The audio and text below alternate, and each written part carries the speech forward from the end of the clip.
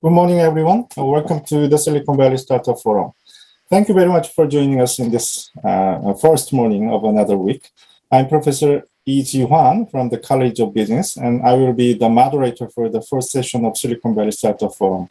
It is my great pleasure and privilege to stand in front of you at this invaluable opportunity. The Silicon Valley Startup Forum is the first forum to be hosted by the KaiStop College of Business this year.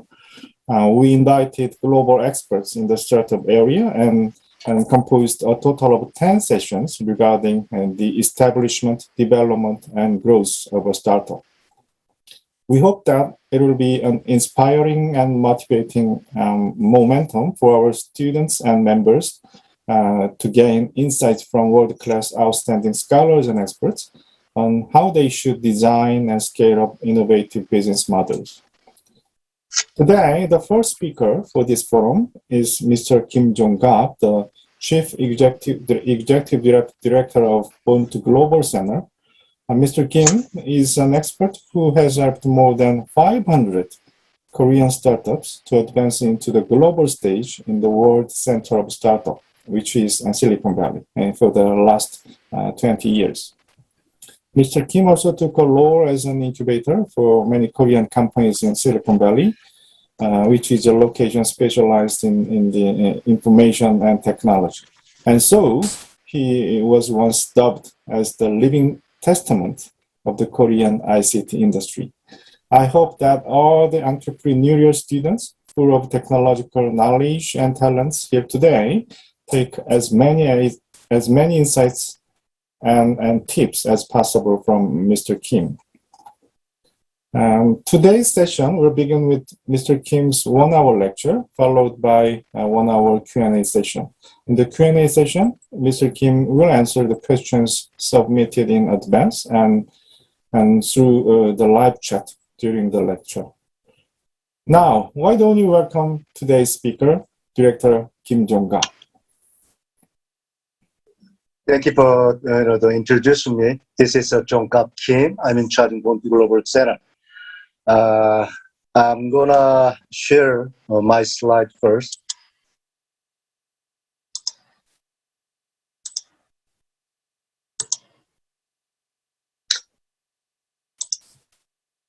Is everybody clear to see my slide? Okay. Yes.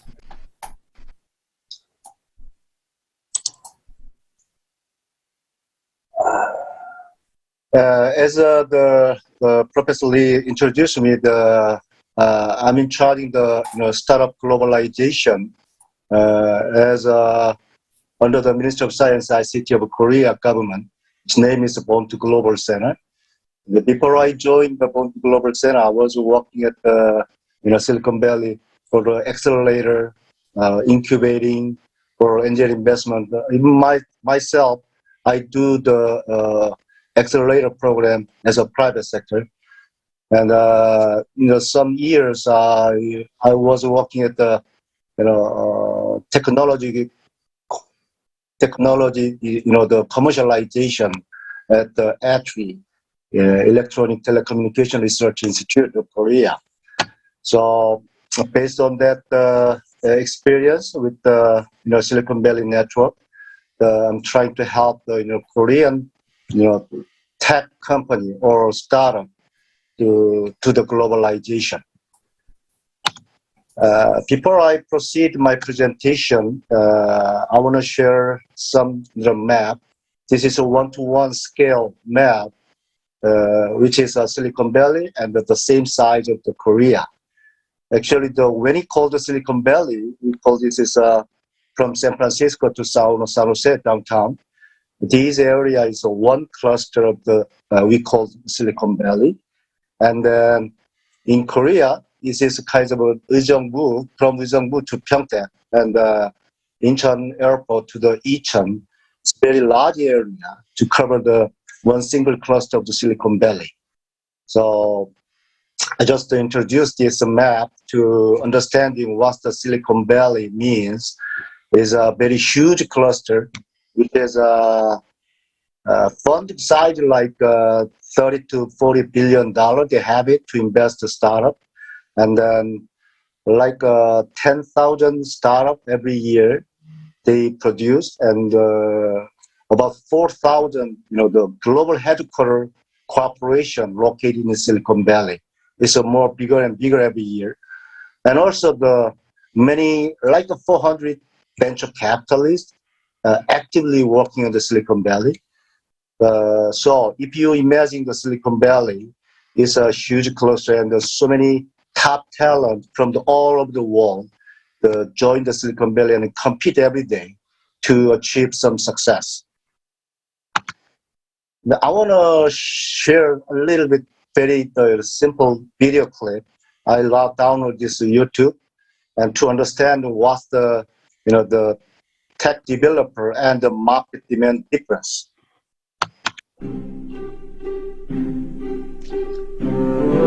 So far left is a client side, and the upper right side is a code developer.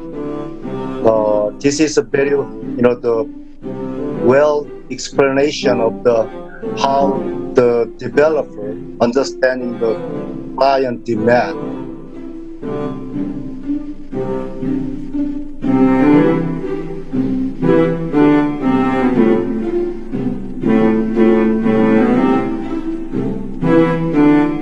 And this is a very well explanation of how difficulty to understanding the market demand as a developer.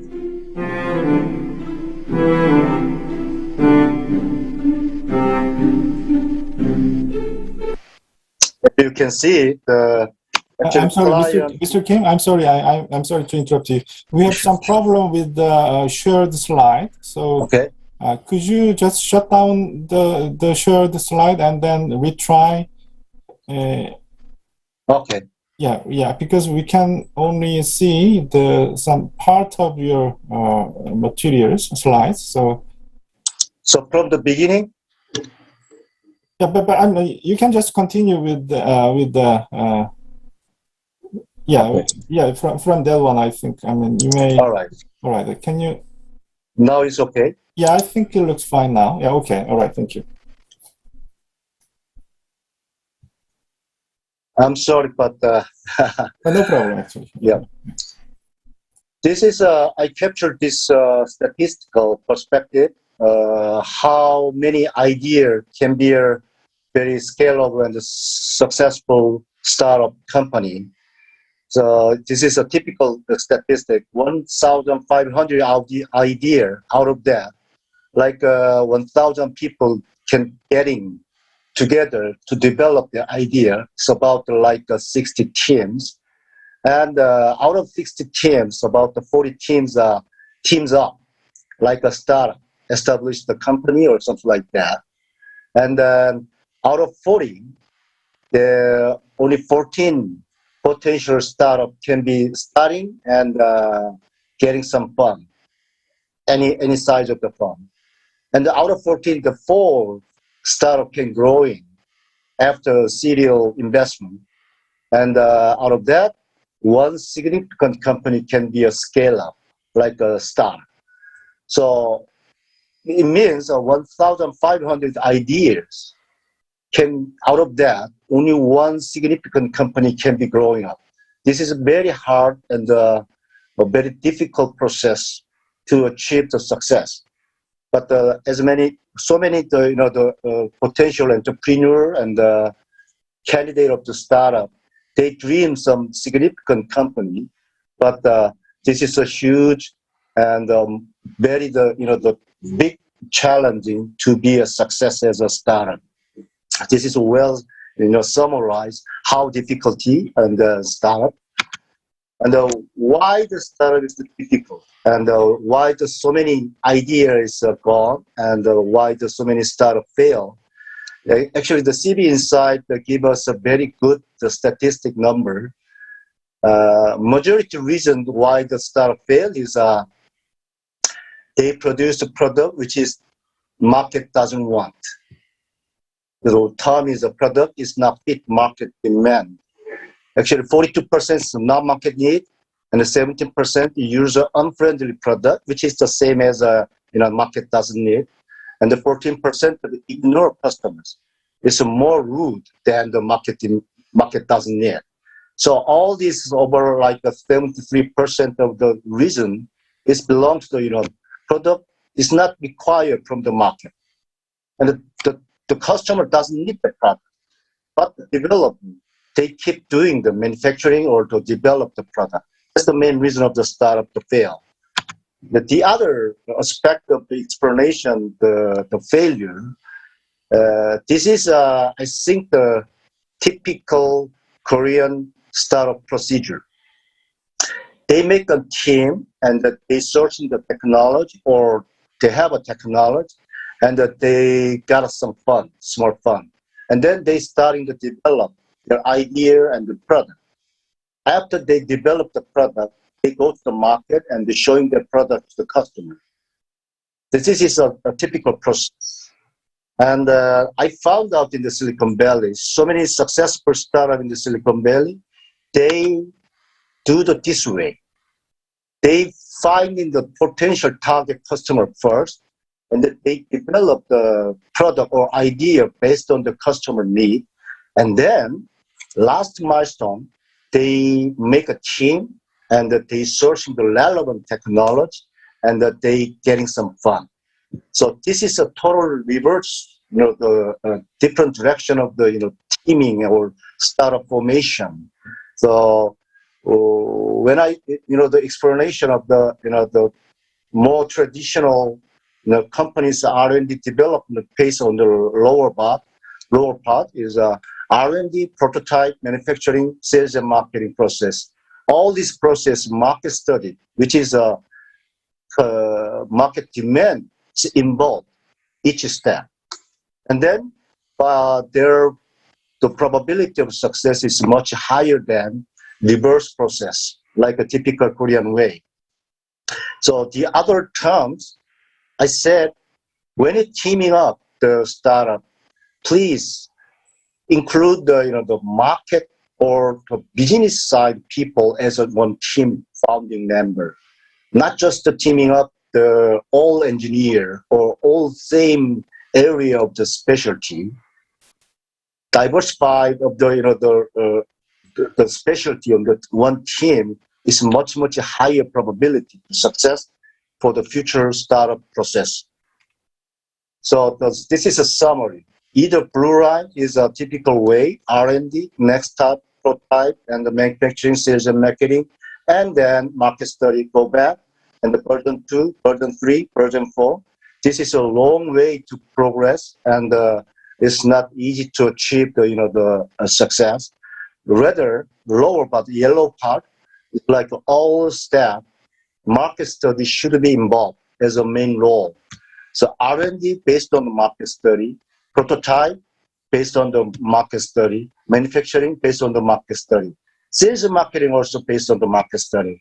This is some way to much faster to achieve the success. And somebody calls this is a lean startup, not the finishing the product and the go back to market study. And I want to share about the startup cycle. I believe that all your audience already see this very nice shape of the curve as a startup cycle. So we call this value of this. After value of this, it can be growing very smoothly and go to the exit, like IPO or M&A. Each step, you need some money, angel, Series A, B, C, D, even the mezzanine and the IPO exit. Based on the stage, there are different type of the member of the people required. Early stage, of course, the technology area people is much more important role. But after later stage, like the integrator or administrator functionality of the people they require to managing the company, it grows. So this is a very well, the description of what the startup cycle. But I think the reality is much more like this graph, not the very, the beautiful type of the graph.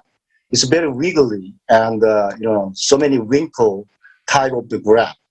So Paul Graham introduced this graph, and I found out this is a totally very similar like reality. So many startup, is a locate early stage of startup is a first part of the graph is initial enthusiasm. So at that time they got so many award from the different competition and the media cover. It's a very good idea or it's a very futuristic idea or something like that. They're very exciting. They're very exciting to achieve that, and they have a very big hope to success like Airbnb or Uber or Google. I can be that at that stage. But the reality is they normally they fall down in the through of the sorrow. If market is not react like I expected. So they have a long period of the sorrow period. In this moment, they try to find out the reason, and they develop a different type of technology, and they put another spec, functionality or character on their product, and even they changing the engineer or they changing the people. So here and there they try everything, but some certain point they cannot overcome this kinds of the struggling or troublesome. And we call this huge, wiggle is the death of belly. So not unlikely the former, breath, death of belly is not just a simple chasm to cross it. So many people fall down and they die. And if they overcome this sorrow, the sorrow period, then they can scale up. So how they overcome this kind of throw of the sorrow is we call this product market fit. If they finding their product, the market fit, then it can be grow up, scale up. Finding the product market fit point as a startup is some company has the 3 year, 4 year, some company has 6 months, luckily, but very aggressively. So it depends on how they the changing their mindset to meet the market demand or pivoting their product to the market fit. They can grow up, scale up very easily, or they can fall down the unrecovery status. So I always using this graph. So as a startup, our goal should be how we reduce the time of the sorrow.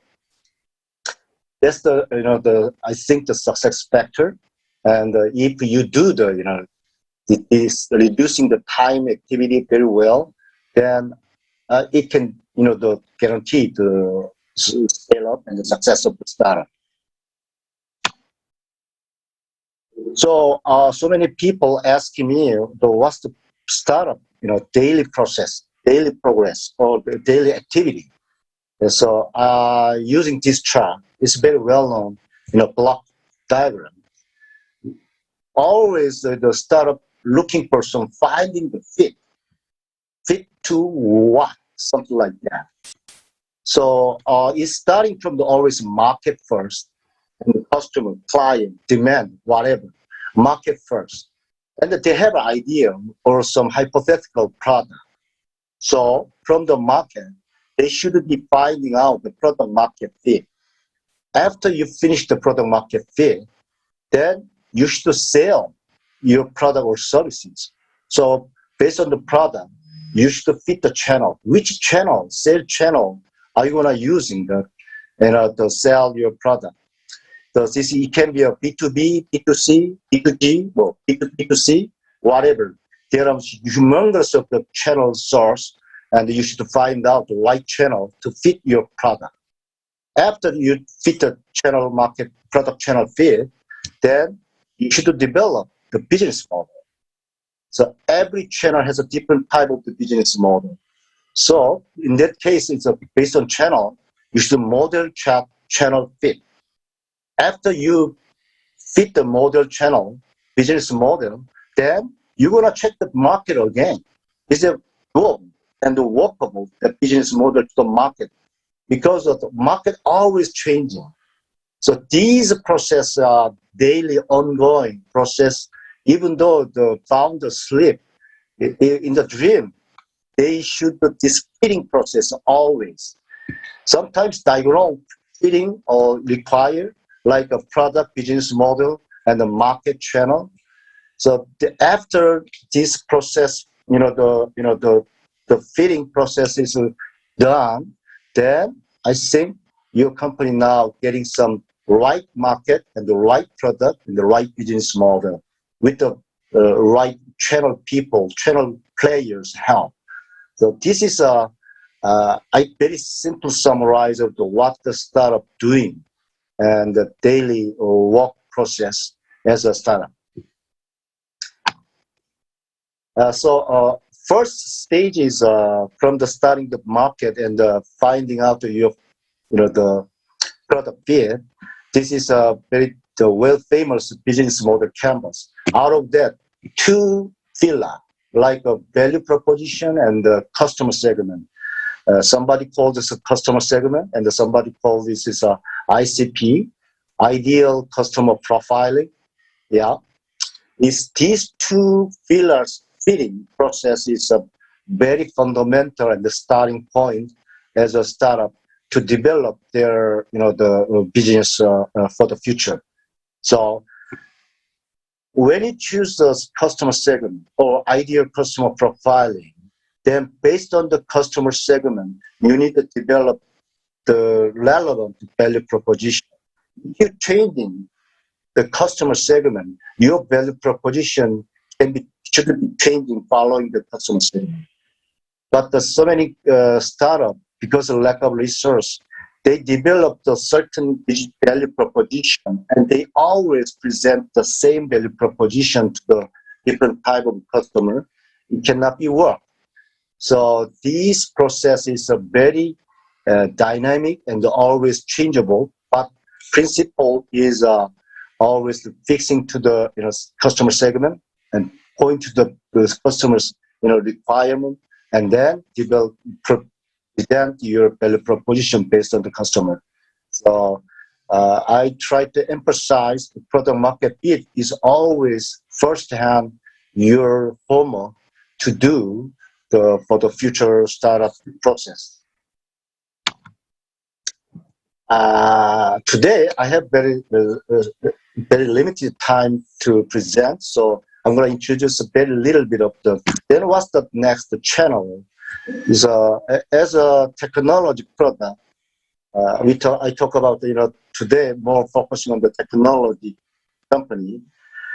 There's two type of the channel we can find out. First, the upper pyramid is upper side is focus and drive high dollar value per transaction. Lower part of that is focusing volume relationship, lower dollar of the transaction. So upper side is very high dollar, very high cost or high price of the product, but small transaction. The lower is volume, mass transaction, but the lower cost. So it depends on the type of the product. I present like a direct sales, vendor developed solution, or OEM or SI. These are the very high price and but low transaction. But the lower part is a VAR is a value added reseller. Like it's not OEM, but something special company who deploy the technology product to the companies. But as of their responsibility for the tech support and the customer support. So these are type of, and the distributor, online, retail is kind of the high volume, but the low cost, low price tag, the transaction product. And much more, if I explain like depends on the product stage, we can see this, the graph. So in case of innovator and very early stage, and the early adopter, who can adopt very early to innovative product, but we don't know yet. It can be a commoditized or it can be a very hit, product to all customer use. But after CASM, if the early adopter after the early adopter use the product, and it can be turned to the general purpose of the product, then we call this is over CASM. And then early majority fragment and the later majority of conservative and the laggard. This is like a product product life cycle style of explanation. So early stage, direct sales, always direct sales.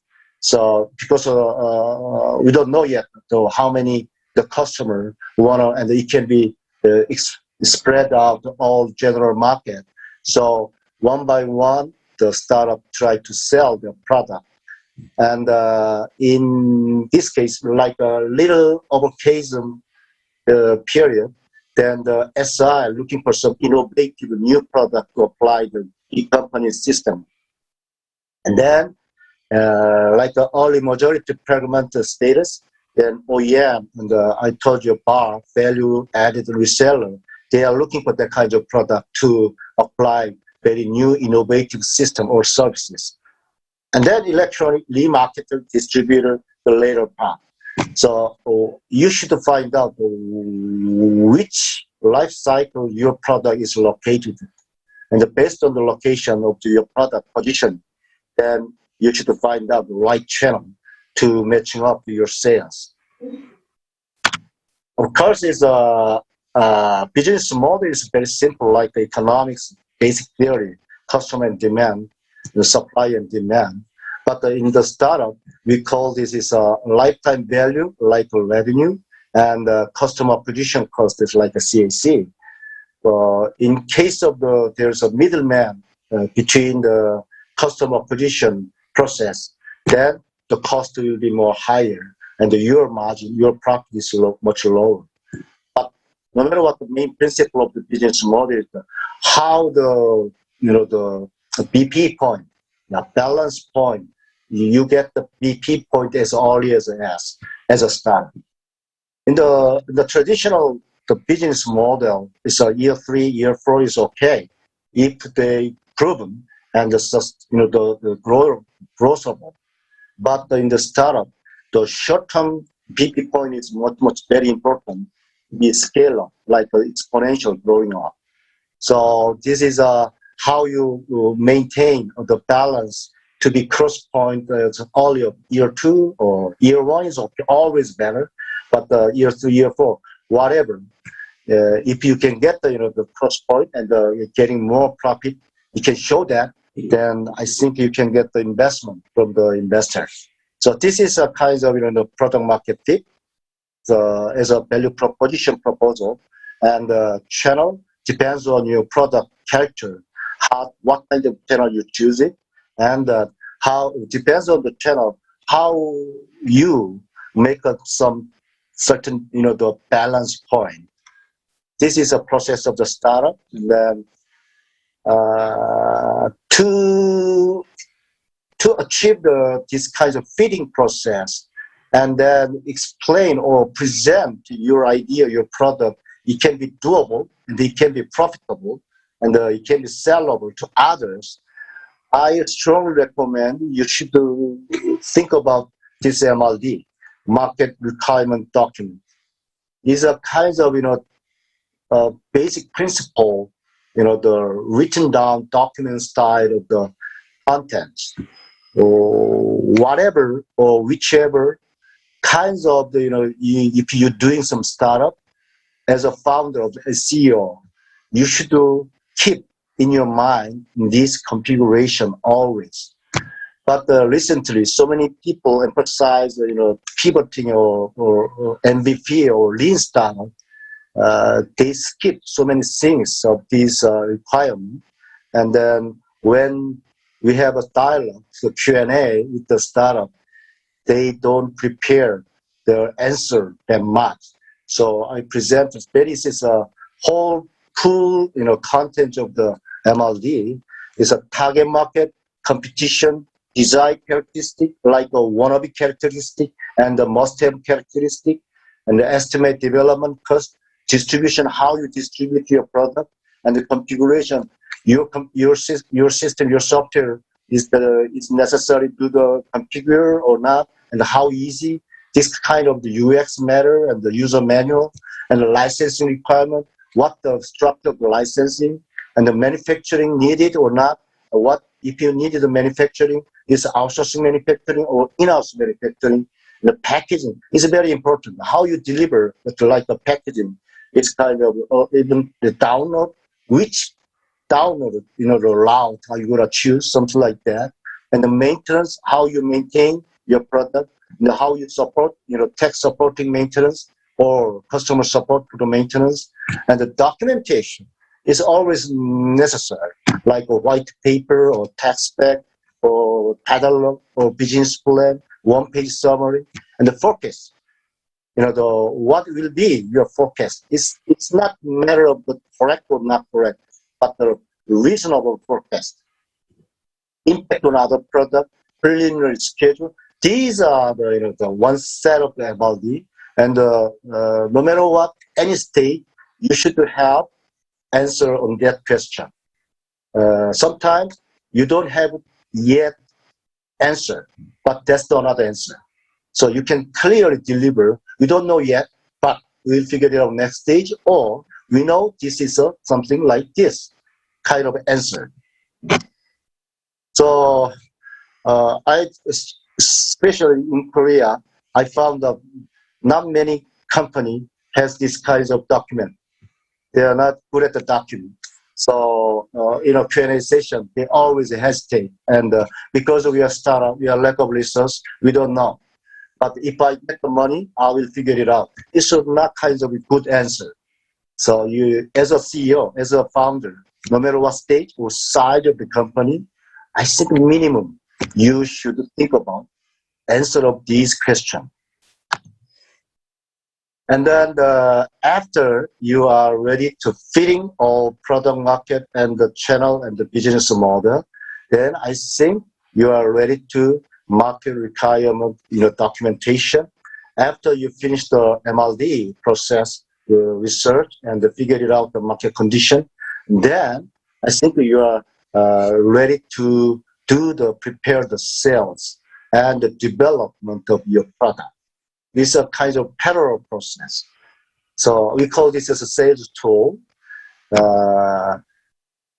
I strongly recommend my client company, without the sales tool, don't go to exhibition, don't go to the conference or something like that. It's a waste of your time. So before you go to the exhibition like the CES or MWC or whatever, the kind of conference or exhibition, you should prepare like a minimum setup with this sales tool, like a functional spec, value proposition of course you have it. Customer presentation is totally different to the presentation to the customer or investor. And the production forecast, everybody looking for how much you want to produce, 1 year or 6 months later. And the sales collateral, so many type of the collateral material, and the exhibition plan. We need to plan. Of course, in Korea, so many governments support the exhibition participation, but do not follow all things. It needs a lot of resource and preparation. But as a startup, you have only one single lab. So focusing on your target exhibition also, and a support plan, how you support your product or services, marketing plan, sales training. If somebody has a strong interest in deliver your product to market, we call this as a salesman, sales app, sales agency or sales rep. How you training that? Something like the package or curriculum, you have it. After you finish the sales tool, and then now we call this you are ready to go to the market, especially global market.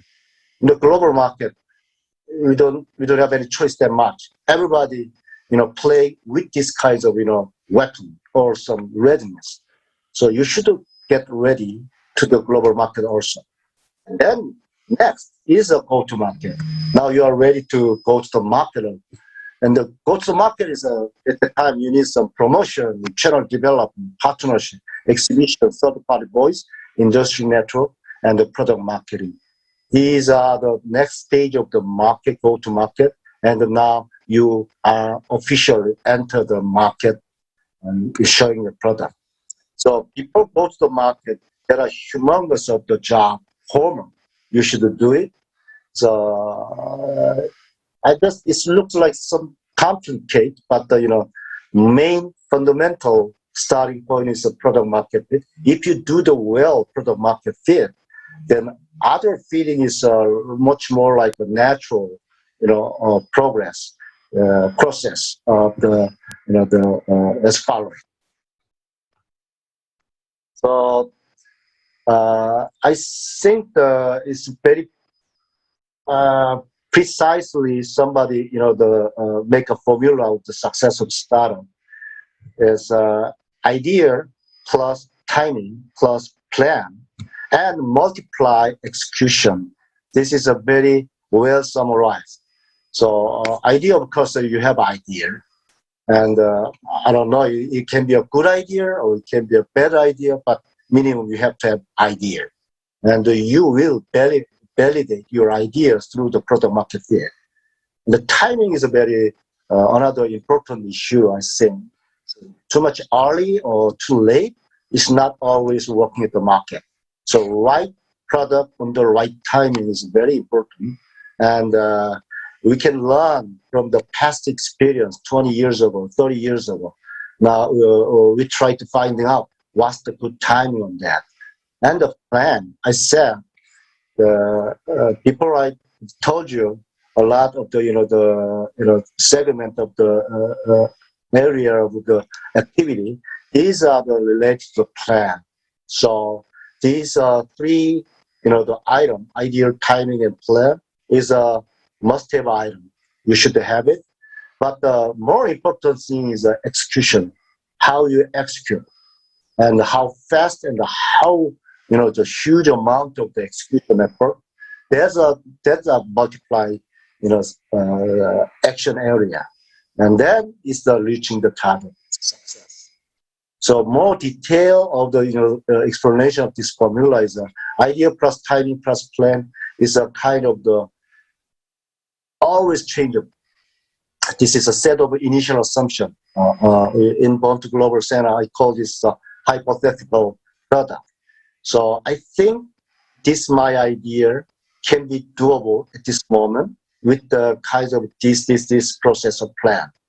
This is a first set of the initial assumption, and then you should validate from the market this kind of set of the initial assumption. Important thing is how fast and how big effort you dedicate to execution. Faster validation is always welcome to the the long and step-by-step slow validation. So as a startup spirit, we should do the validation process as possible as and as much as. So the other part of the formula is execution plus another execution based on the failure of the validation. So this is a repeated process. So first, initial idea of the assumption, and then validate. After validate, you find out something. It's not always waste. If you find out something, then change the assumption, and then validate again. And you another finding out there coming out, and then changing your assumption again, and the validate. If you did this kinds of the validation process, we call this execution, then maybe 3 months, 4 months, 6 months, aggressively, and then now you can find the right set of the assumption. It's not anymore assumption. It's your product, your idea, or your business. And then you can do like a scale-up process.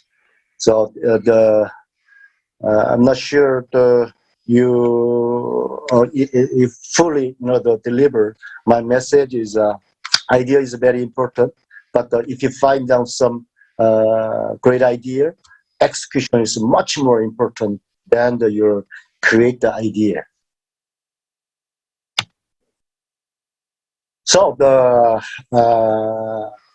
I'm trying to, because I have only 1 hour presentation time, so I put here and there lots of the important story as a one kind of category. So it's not sufficient, but I think that the most important thing is how you get the idea as a startup initiative. So if you get the idea, then the other term execution is how much you effort to develop or validate your idea. So 2 pillars is very important. So I look at the Korea national principle thought as 홍익인간. In English term is humanitarianism, is kind of the explanation of the ideation process. The humanitarian, the 홍익인간 means with a good product, provide the benefit to people. So they talk about not Korean or not Japanese, not Chinese. They talk about the people, just people in the world. So this is a perfect, the sentence to cover what business model, what product can be chosen as a startup item. It can be general purpose. It can be cover all people's benefit. Then it can be a very good idea and a very good item to develop as a startup. But the other term I found out is then how out of the humongous of opportunity or the idea, how you develop it can be a good startup subject. So I write down the listen up and the observation. It's not the see, but the observation. Watch very carefully, very closely. You should listen up from others or from the the global issue, and you should observate to the very intentional attention. Then you can find out what's the problem or what's the demand out there. So I just example, you go to the United States and travel here and there, state by state. If you're just watching the tree and flower, you cannot find out the startup the item. But if you wherever, if you watch or listen carefully inside of the activity, normal life of the area, then easily you can find out some kinds of business opportunity or startup item. For example, in Korea, if I fill the gas up at the gas station, normally some attendant can open my the gas hole, and they put in the gas, insert the gas, and I pay for him. But in the United States, not many states do that. They're always in the self, inject the gas filling. So this a little difference has another business model. And if you travel India or some Colombia, they don't have that much, the financial ecosystem or financial infrastructure. So still, they have a advanced payment system.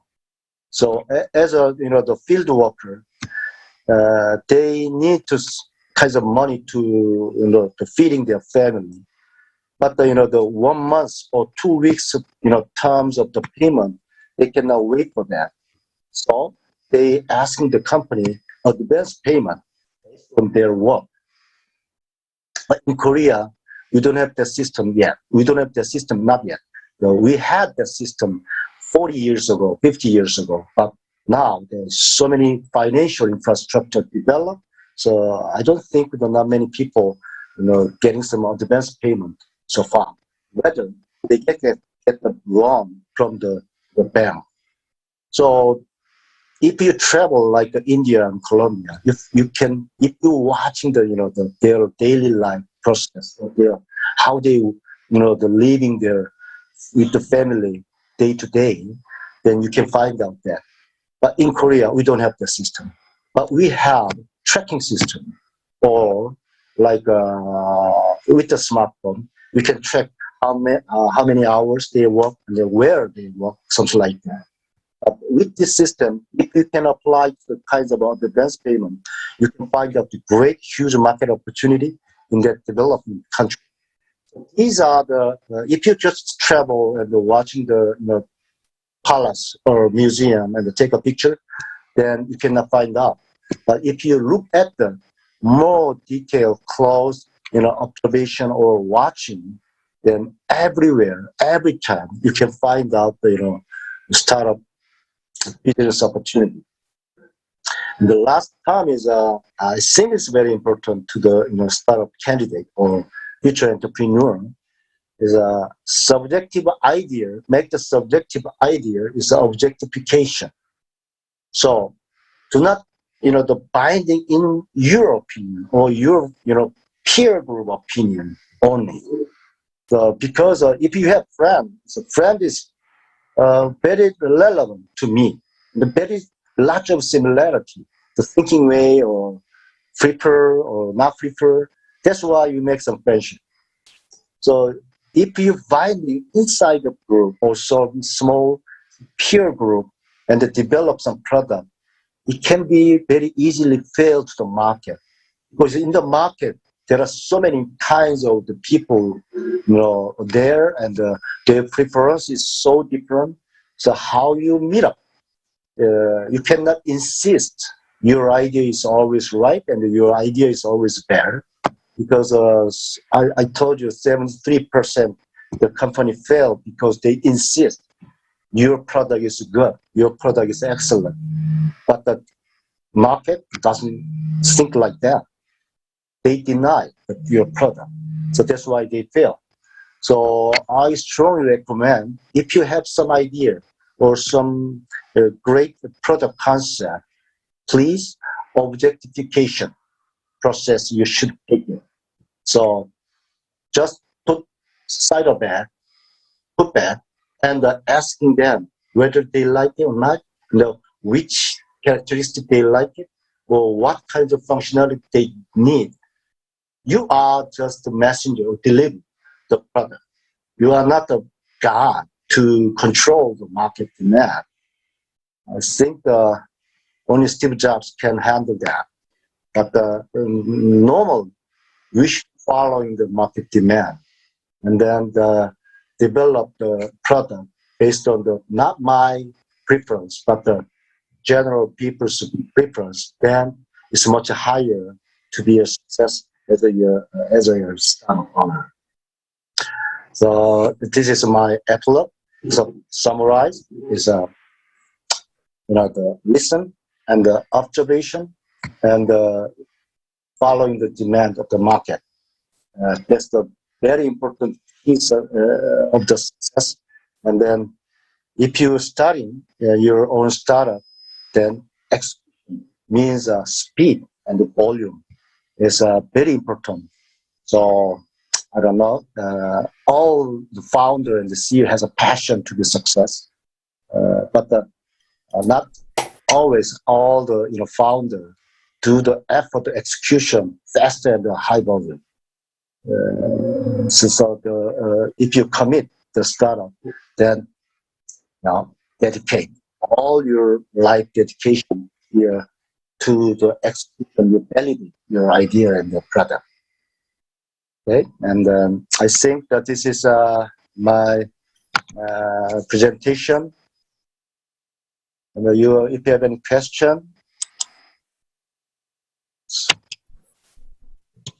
Okay, so thank you so much, Mr. Kim. It was very succinct and insightful lecture. And basically, what I have understood is that you emphasize the importance of customer and market, right? And actually, we know that the failure rate of a startup is quite high, but you basically emphasize that we will be able to reduce down that kind of failure rate by starting from the customer and market side.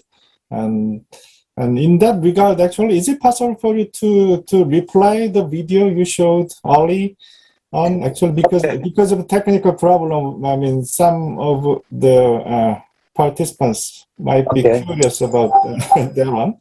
So it was very right. I mean, interesting one, but we could see only the yes. Can you see? Yeah. Yes. Yes. Okay. First now.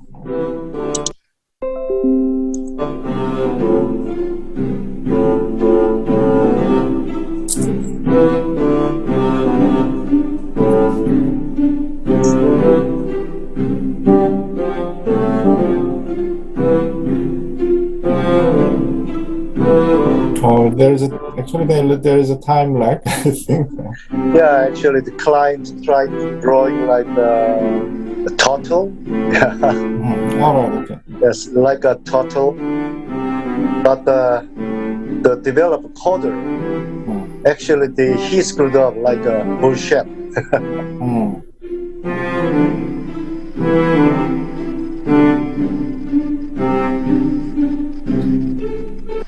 Okay. Yeah. All right. But actually, the day-to-day, here and there, that kind of the mistake always happening at the start. Right. Quite pathetic, actually. But anyway, I mean, let me first ask a question in that regard. I mean, you in your introductory part, actually, you said somehow the Korean entrepreneurs or Korean startups tend to start from technology and team, so what you call the provider side, whereas the startups in Silicon Valley usually begin with the customer needs or market size kind of thing. Why do you think we in Korea, many startups or entrepreneurs tend to approach in that way? This is my personal opinion. Yeah, it could be a hypothesis. Yeah. Korea has we just have experience less than 30 years to start up. Before than that, we call this a venture business. Before than that, we have a Samsung and Hyundai LG style conglomerate have a business experience, and many people came out from that big company and they started the venture business. But at the time, Korea doesn't have any experience on the venture capital and the risk taking. And 30 years ago, we have a collateral on the venture capital investment.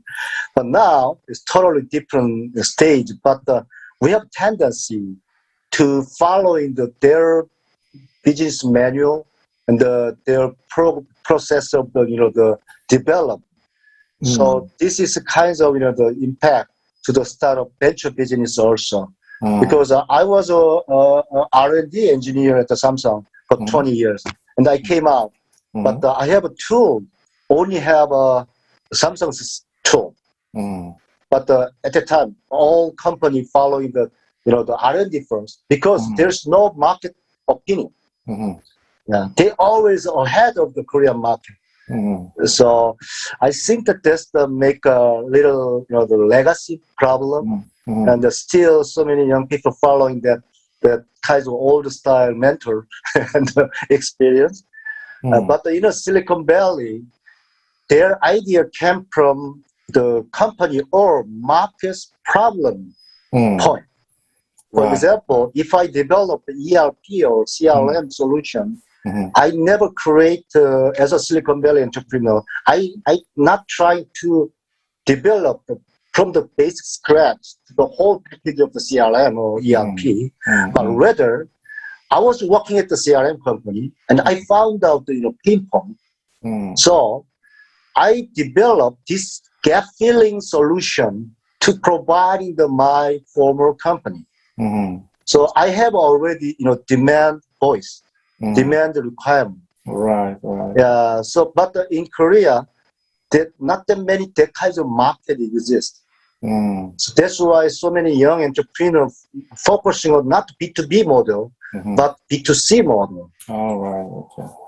But in a B2C model, it's very difficult to do the global business at the global market. Right, right. Okay. Typical B2C is a domestic model.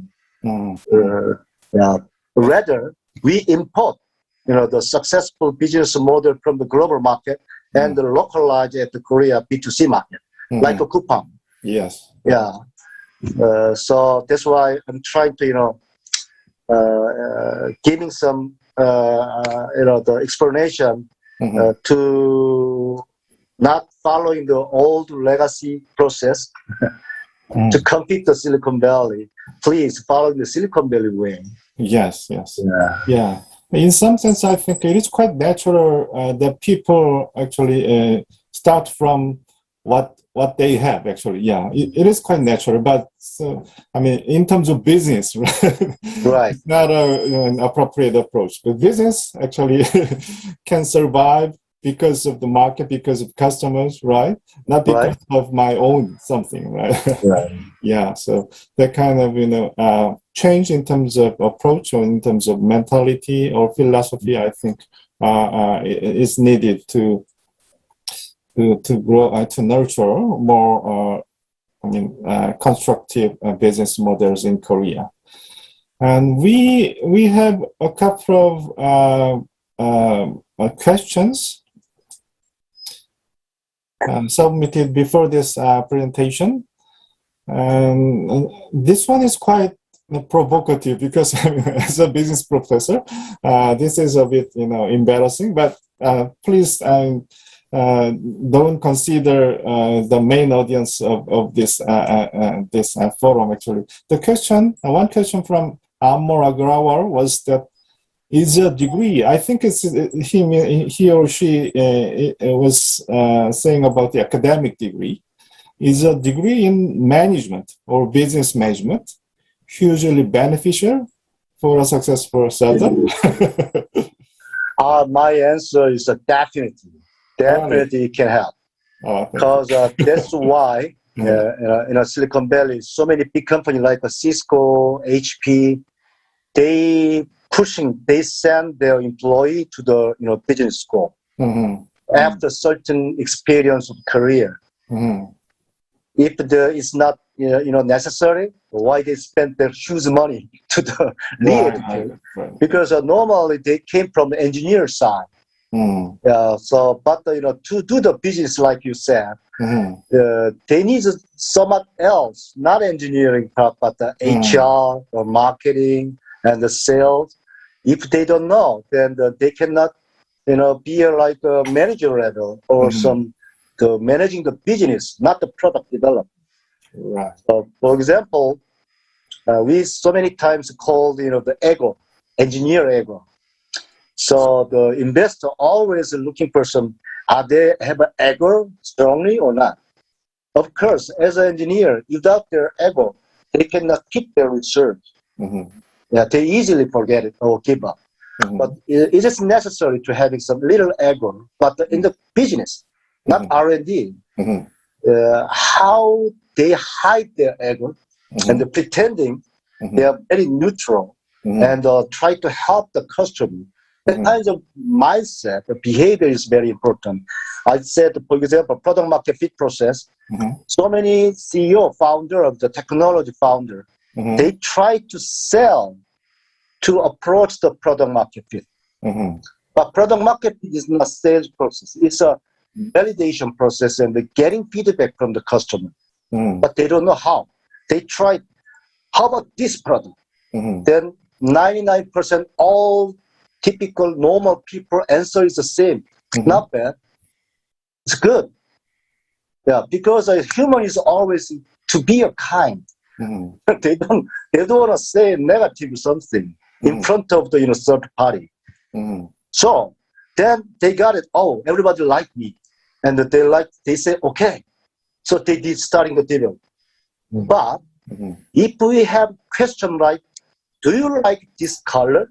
Do do you like this shape, triangle, or the square or round shape, or do you like this $2 price? Then answer should be so different. But I never see the engineering here try to giving this kind of question. They always said 20-minute explanation of their product, and then asking one sentence, do you like it or not? All right, okay. So this is a process of the product market fit, educating but if you having some business management background, it's much, much easier to do right product market fit process. And then that's why I recommend not all, but the minimum 1 or 2 founder members should came from business side. They can be balanced. Right. So again, the running a business is different from developing technology or inventing new products or services. Right. Okay. So in that sense, there is a future for business schools. Okay. Thank you. Thank you very much for your promising answer. And one related question was that Yejun Ju, he or she is an undergraduate student at KAIST Electric and Electronical department. He, as a young student, he still is considering a couple of options for his or her careers, but somehow thinking about creating a new startup, right? So for that kind of young students, so what kind of preparations or what kind of subject would be necessary for them to actually get into the career for the entrepreneur startup? Okay, as a student, I think the academic subject, no matter what kind of subject, is helpful for the next startup, the engagement. And the personal, I'm trying to recommend travel as many as different countries. That will be very helpful because I found that in Korea, there are huge lack of information. Every media and every content delivered to the Korea is U.S. related or certain European country. But when I say the global market, it's all globe. Yeah, especially as a Korean, we're missing the lower part of the globe market. Recently, everybody talk about the Vietnam and India. That's why the little getting more friendly in the native the Vietnam and the India market. But what else market?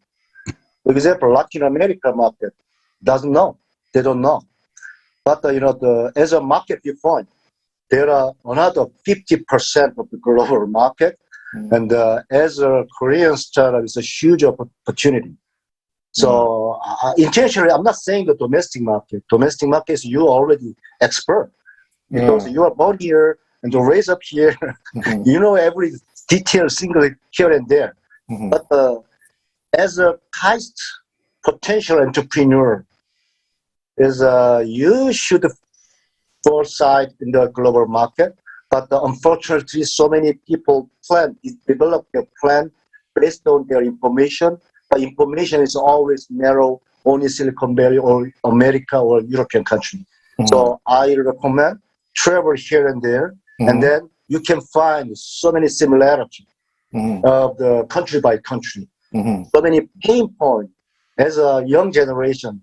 Even the UK student, the same, the consideration. How I starting my startup, and they are much less than us. The globalization mindset. It's amazing finding out. We feel like the UK student they already globalized. No, they're a bit scared. They stick into the UK market. Especially recently, the UK, the Brexit, EU is much more isolated. So if you find out the kind of similarity or some phenomena, maybe you can connect their people and develop another aspect of the business plan. Because your background is electric and electronics already. So technology-wise, you're done.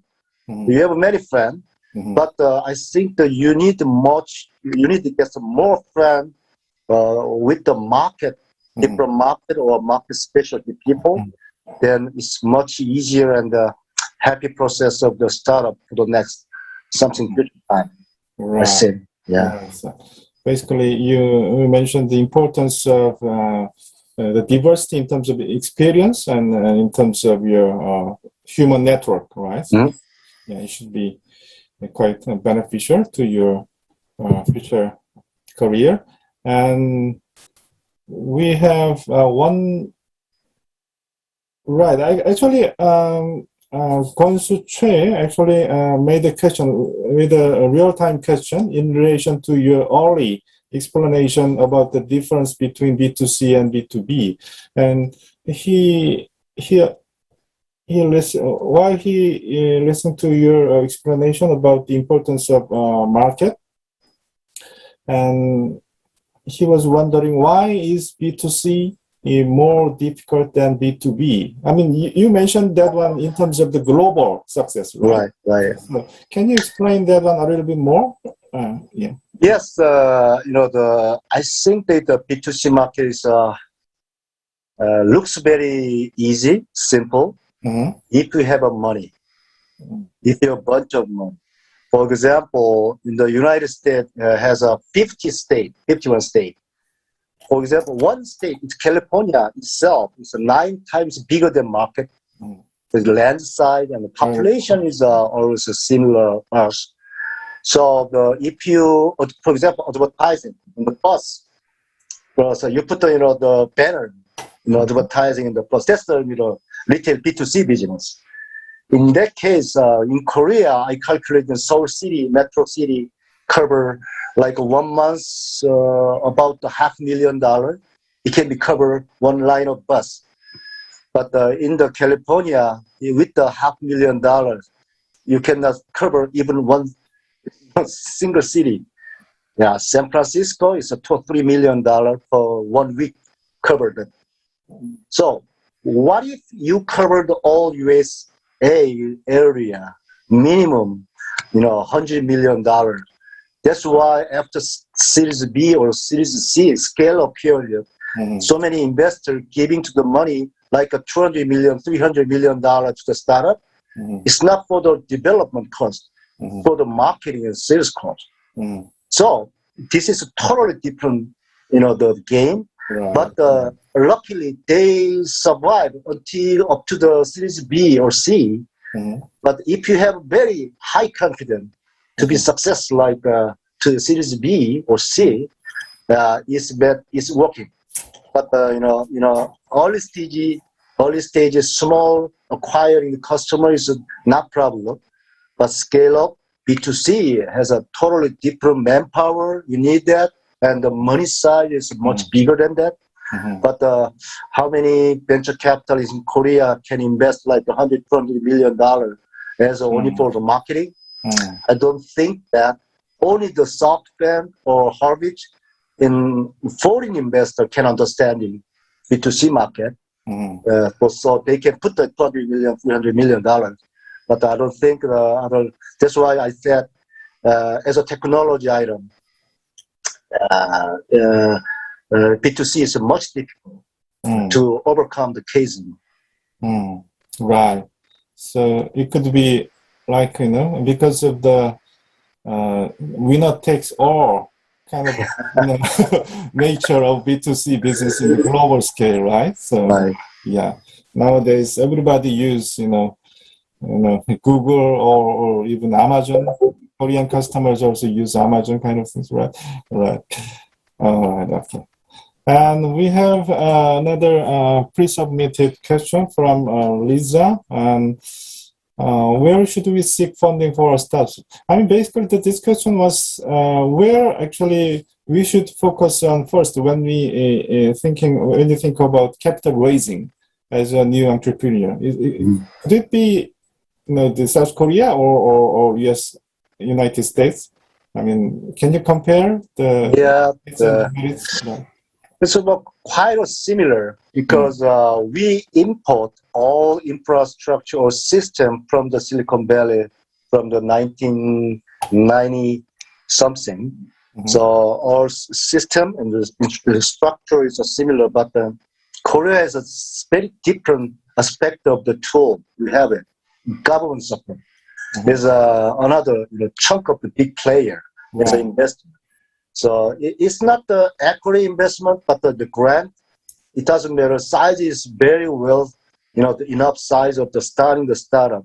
So I found out over 400 government organizations do the accelerating business, the incubating related activity, and that they're subsidized like 50K or 100K.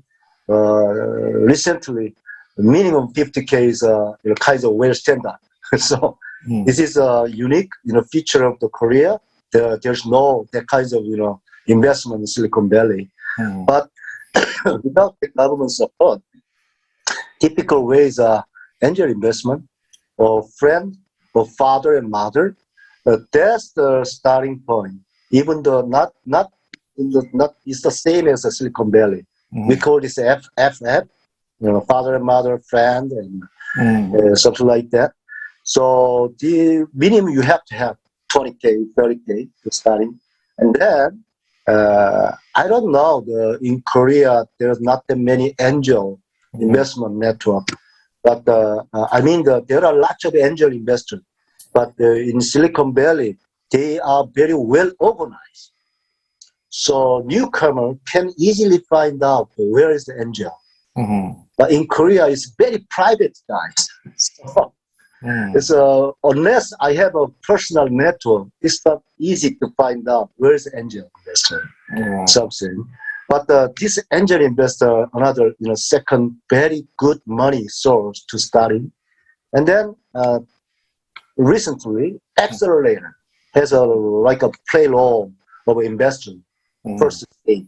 So in Korea, we have over 460 accelerator, but out of that, I think the active money player is like 40 to 50 accelerator. So that's the first success. Of course, the Silicon Valley is very famous, the Y Combinator and plug and play. They playing like the accelerator and they support the huge amount of the network providing and getting success. Like even the Skydeck, the Berkeley, they are more larger and larger. Their check size is 50K or 100K, less than 100K, but their network power is over $1 million value. So if they getting some the accelerator money, they're easy to get Series A, with the very reputed good, the value of the venture capitalists. In Korea, not that many that kinds of very famous accelerator, but still they are very growing, like a Sparklet or something other accelerator to play like the Y Combinator. So that's another source. And then of course the venture capitalists. In Korea government, intentionally they promoting the micro venture capitalists. It's a check size like $1 million, $2 million. But I think we have over 100 the kinds of micro venture capitalists. So in early stage, it's very easy to access. And also, if you're getting some accelerator, after accelerator, you can go to TIPS, TIPS. It's a very, for the startup, it's a good program. For the government, it's very risky, the program. But anyhow, it's that kinds of, the money sources you can utilize. In Silicon Valley, there's not that many that kinds of program, but after you, survive through the seed round, I told you over 400, investor waiting with the $40 billion money to invest your startup. So this is a typical way. Other than that, I don't see any other source. Yeah. Right. Okay. Yeah. I also found that the role of the government in the startup ecosystem is exceptionally strong in Korea. It could be good or it could be bad, but anyway, it's a unique point. So, I mean, the developing the startup ecosystem in Korea is another very important task for this country, for our country. Right. But anyway, at this point of time, actually, for the very creative entrepreneurs, it is true that there is much more, opportunities and chances in, for example, in Silicon Valley area because of the kind of the legacy and the kind of infrastructure kind of things. But one question from me is that, do you think those accelerators or VCs in Silicon Valley are quite open to the entrepreneurs from all over the world? Yes, I think so. But I don't know how can I say it, but in Korea, we need more upgrading, development, like financial tools. Still, they play like a risk averter, not a risk lover.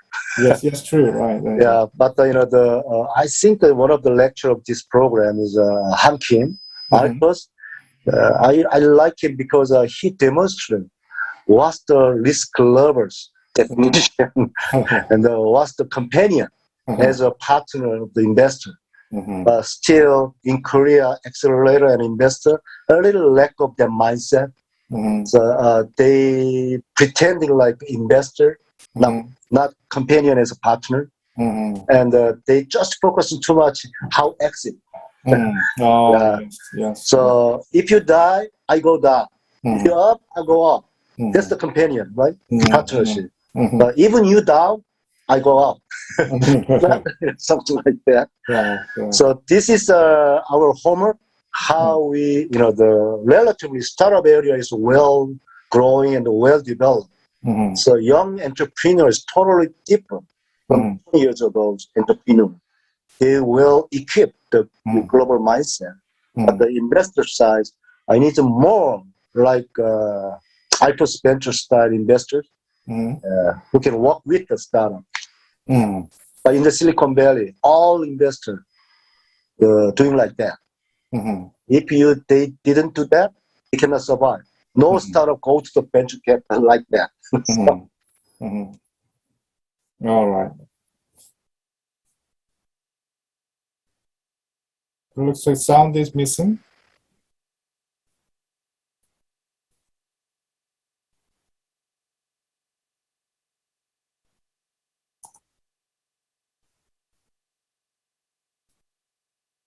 All right. Can you hear me? Actually, I lost. Yep. All right. Okay. Thank you.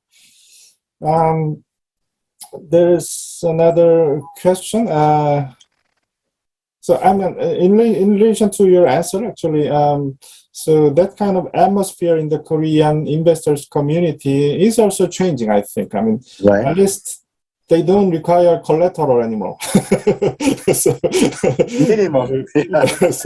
Right. Okay. So it's true. I mean, it's changing, but still, we have something. Right. And one question from Tatiana, and as a foreigner, as a non-Korean citizen, would it be harder for me to launch a startup in Korea?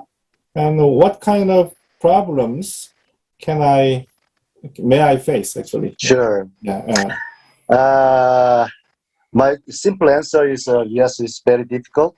But the reason I can share my experience in 1998, as a Korea government entity, we set up the incubation office at the San Jose downtown. It's a small office, and 10 companies we can incubate it.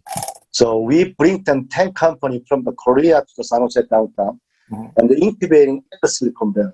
It's very weird, the activity, because incubating, accelerating is a domestic business. But Korea is very crazy. and bravely, we set up the office there and just bring the company to there and helping them at the Silicon Valley. But at that time, as a foreign startup, I got a lot of problems. So I can assume as a foreign startup in Korea, it's similar or worse than difficulty to do the startup here. That's why I proposed, government year by year, we need some program to hosting foreign startup. Otherwise, our globalization initiative is a very long journey way.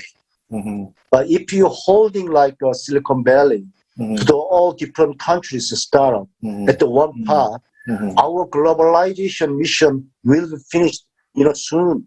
Not a long way. Because the first is a language problem. What the startup means, early stage. Your passion is everything. You should explain, you should persuade the investor or customer with your passion. But translate is not delivered with your passion. And broken Korean, it's very weird, looking very weird to express your passion.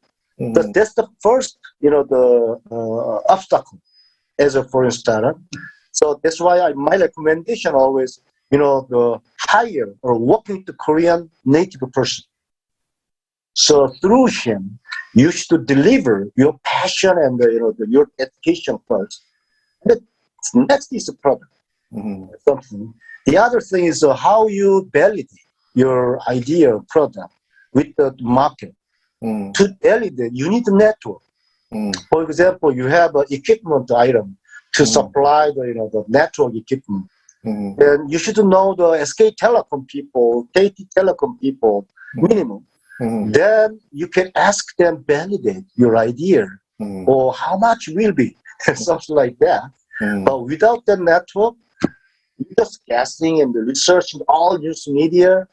But the media has a limited to cover on your interesting part. Right. So this is another obstacle.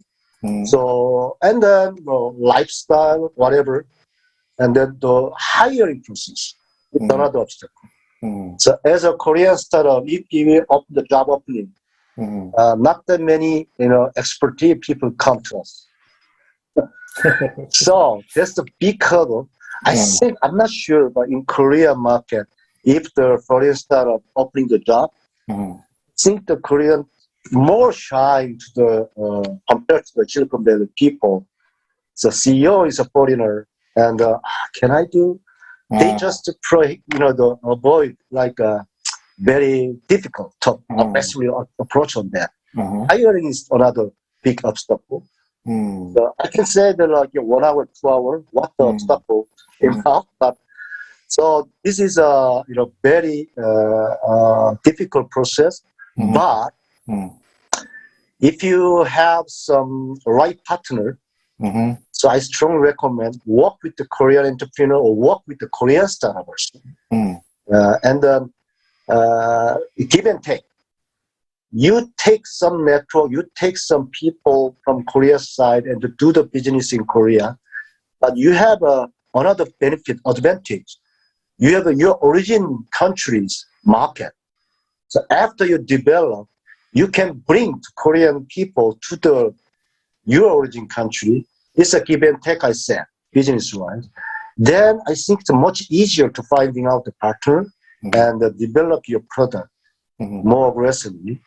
So it's not easy process, but anyhow, even though we have 2 unicorn and 2 IPO of NASDAQ and 1 M&A at the Silicon Valley with a very very genuine Korean startup, settle down and looking for the apartment and sending their children to school. It's very complicated process while they do their business, and then it's not impossible, but we need more work to settle down the different market, as a startup.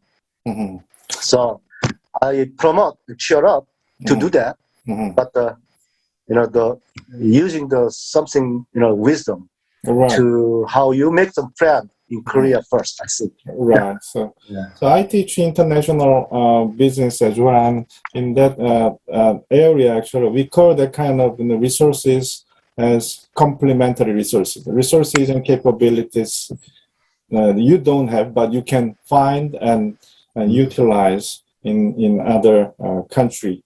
And so, I mean, it is true that in terms of business system or friendliness to the foreign business majors, Korea is not the on the highest highest rank in the list. Actually, I mean, somehow Korean people are quite kind to the foreigners, foreign tourists kind of people. Right. In terms of business systems and even kind of marital relationships, so we have some sort of the regulatory problems, but still this country is recognizing that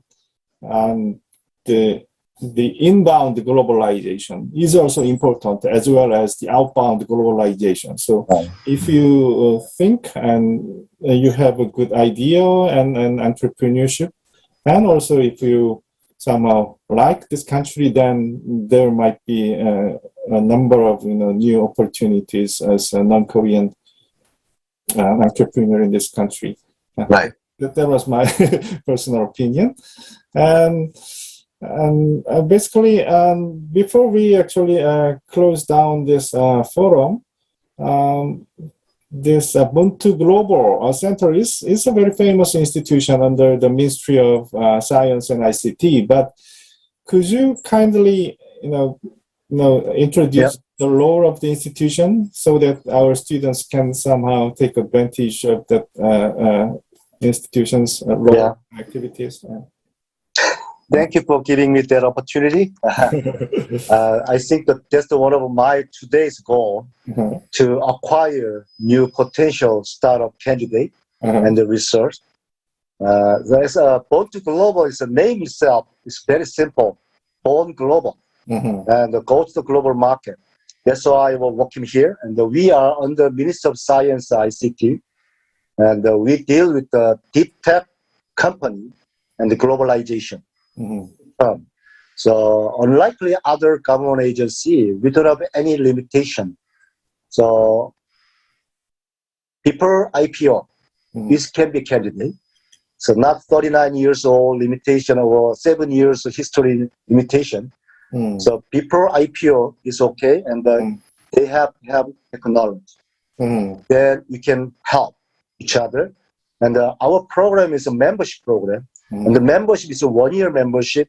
It can be renewed every year up to their IPO or M&A. So we don't bind the 2-year, 3-year, 4-year, something, unless they need our help, we can help. So our main program is a product market fit. So if you join our membership, then before you go to the market, we have to take the product market for the China, US, or Latin America, Southeast Asia, Middle East, even the European country, as many as, and then founder, CEO set their mind. Our first target should be not United States, but maybe German or Indonesia. Then I will be very happy to finding out the right target. And the other, we try to promoting joint venture between foreign startup to the Korean startup.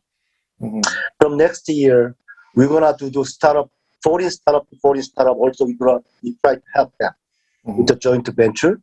So that means now this is just a small step, but we are open inbound business more and more, and helping them work with the Korean startup, but not only those Korean startup, maybe Japanese startup or China startup or German startup. So I want to make that, we want to see how synergy they create, and it can flow over to the Korean society, like culturally or business. I don't know. But the Ministry of Science and Born to Global try to set up the sample pilot program. If it will be success, then we can open more and more. And then especially I look at the KAIST there are many foreigners, coming to the KAIST as a study, and a very well high caliber, capability. So I'm sorry, but I want to utilize your research to make another startup ecosystem inside of Korea. So I was living there 20 years, but I cannot. So many people ask me, could you make a Korean Silicon Valley here in Pangyo? But my answer always say no, impossible, because it comes to with the education system, culture, or so many things factor. It can make some Silicon Valley, but I can make second place of the Silicon Valley if we work with the global player in the Korea. Then maybe we can create not Silicon Valley, but something different type of the community in Korea. Then many foreign startup can visit, like we go to the Silicon Valley, and we can make some another good business opportunity from here. So this is our main area of the Vol.4 Global Center. Anytime you can ask, drop by our homepage or some office, then we can help you. For example, even though we are under the Ministry of Science and ICT and we're using the taxpayers' money, but in website we don't have Korean because it's a long process of persuading the government people. The government is not our customer; they are stakeholders.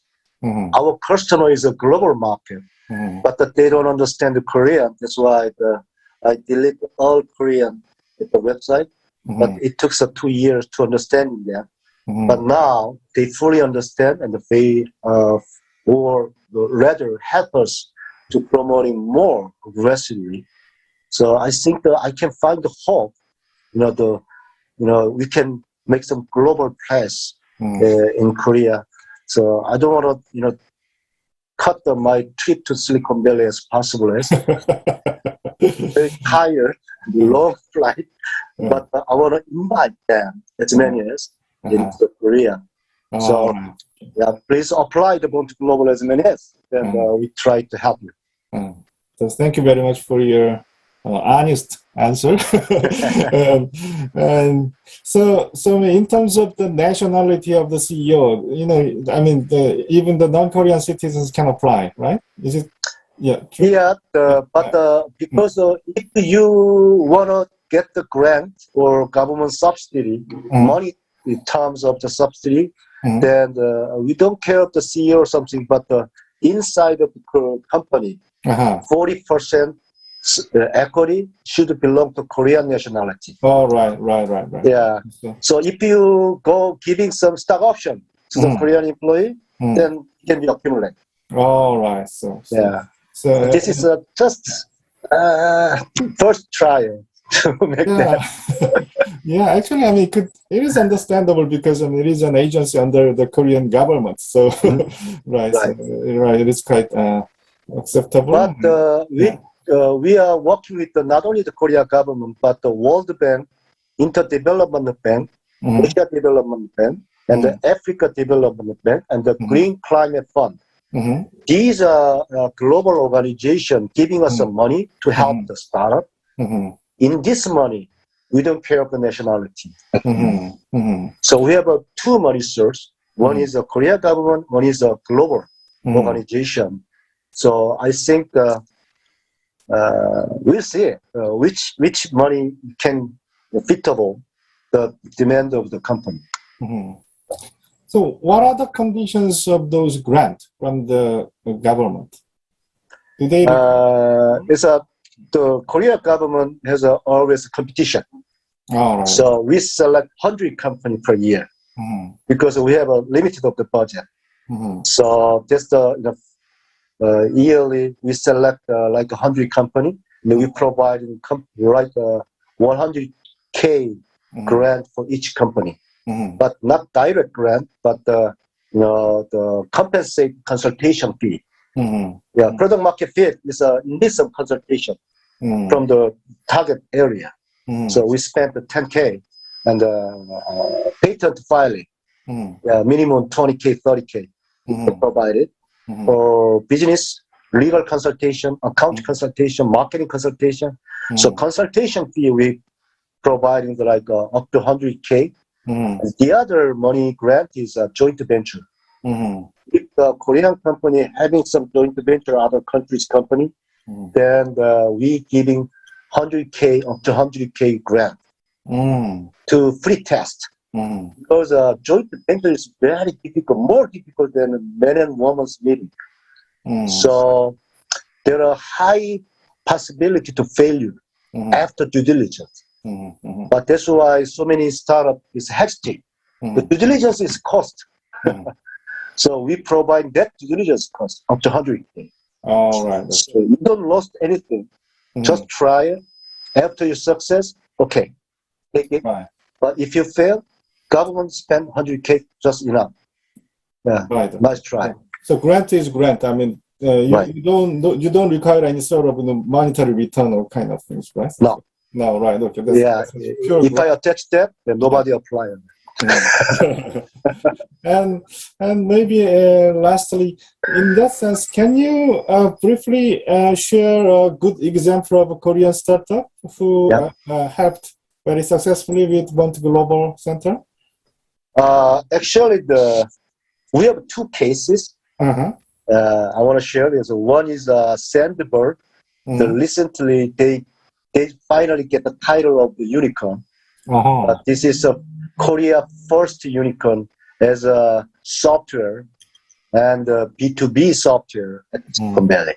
We have a 13 or 14 unicorn, but out of this is a first tech-based unicorn. All right. Okay. And then we've been working with them from 2016, and then finally 2021 they became a Silicon Valley unicorn.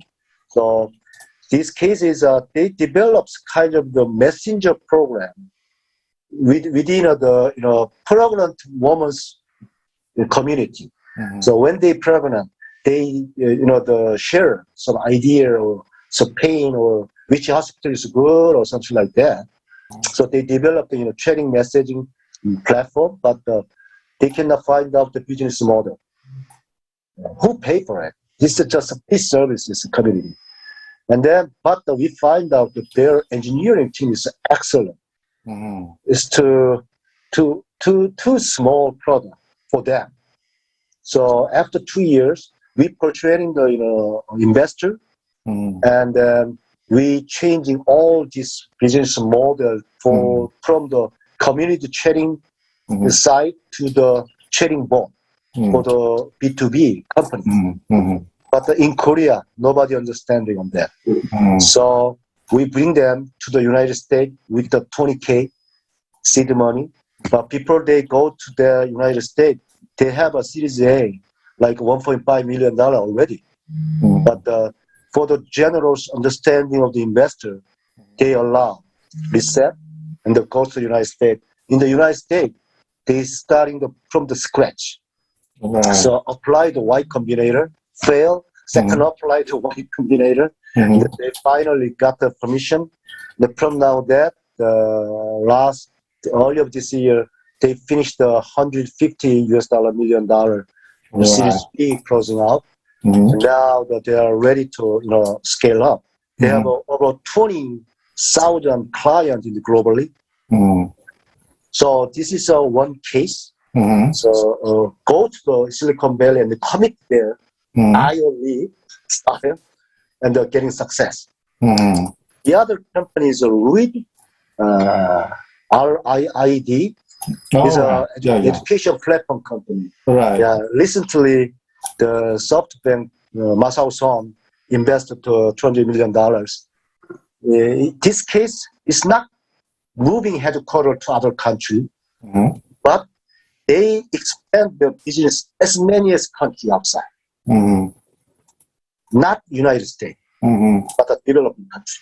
And she, the CEO, hired the sales and marketing person in the local. So they have a Brazilian vice president of the sale, and the Indonesian vice president of sale, and she managing and develop the market from outside the country And then finally, SoftBank, the fully evaluate their potential to growing up in the European market in the United States. So these two cases are totally different style. One is a sticking headquarters here and expand their business model. Right. But the reason they can do is their business is a SaaS platform business. Oh, yes. So much easy to expand their business in other countries from the headquarters. But the Vanderbilt is a little involved in integrate the company side of the system. So we try to research how they succeed. Two different type of the CEO character and business model. So I think that this is a good example whether we stay here and expand our business globally and having some money from the foreign investor, or we go to the committed target area, getting invested from there. And reversely, they set up the Vanderbilt Korea last year. They hired 200 people and providing the service to the Asia Pacific region. Right. So either I think it's a very beautiful outcome, and I think it's a much intuition from two CEOs' activity. All right. Okay. Wow. So quite encouraging cases for our audience.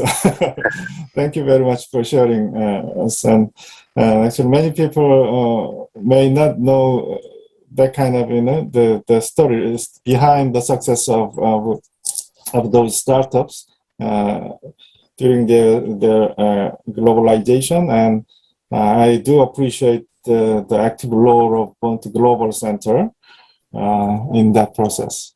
All right. Okay. So thank you so much for your time and insightful lecture and answers. And I think it was a very, inspiring moment for our audience. And I hope our students,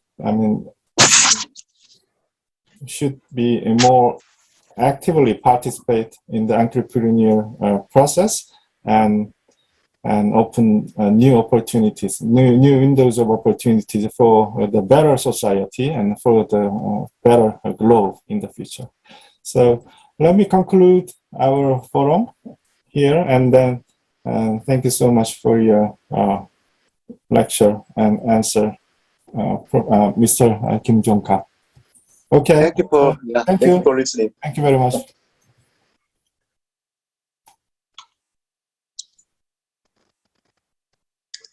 네.